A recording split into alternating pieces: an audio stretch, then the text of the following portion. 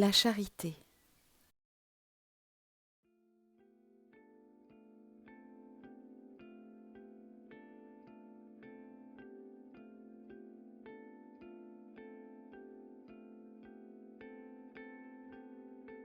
L'amour de l'homme envers son prochain, avec dureté, avec fermeté, avec puissance pour donner à son prochain la volonté de grimper les étoiles, de cueillir les fruits mûrs pleins de fertilité.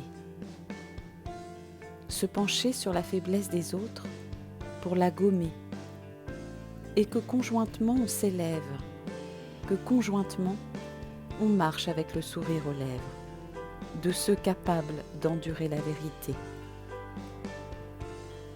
Le don le plus pur réside dans l'amour le plus haut, où s'exprime le rien attendre, où l'écho de la charité ouvre sa porte et offre le refuge à l'être le plus nécessiteux.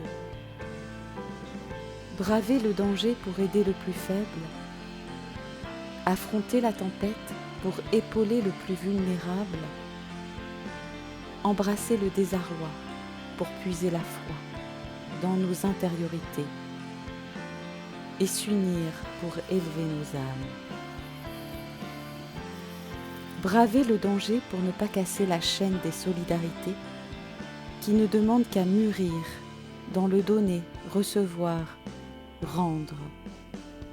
L'énergie étant dans le cœur, le plus miséreux peut partager et trouver nos failles pour les refermer avec des richesses.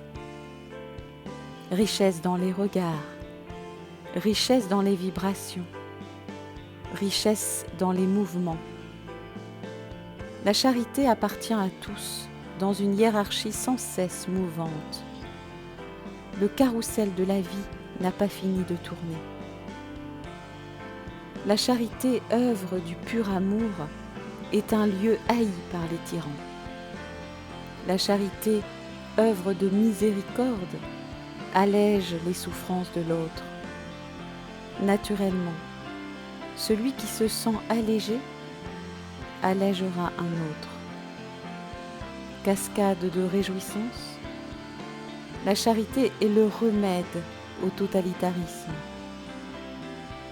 L'effet papillon, voletant dans les têtes, instruite par le corps, l'égoïsme éclairé, la réciproque du partage, pour faire régner un type, sans oublier la force bestiale inhérente à la continuité de ce partage.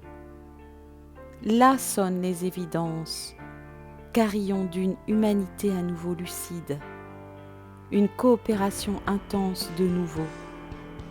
La charité supérieure transforme les êtres en guerriers de l'énergie partagée, relevant les faibles du moment, exaltant les forts de bientôt ou d'aujourd'hui. La charité par le haut. Par le haut et pour le plus haut. Elle descendra sur les têtes, telle une pluie d'étoiles étincelantes, qui rallumera la plus haute liesse des cœurs engourdis, depuis que celle-ci a déserté les endroits, les communes, les villages. Elle toquera à toutes les portes et viendra saluer les plus jeunes pour leur montrer la voie d'une société désireuse d'aider l'autre, empreinte d'un profond espoir, d'un monde assoiffé d'attention et de tissage les uns avec les autres.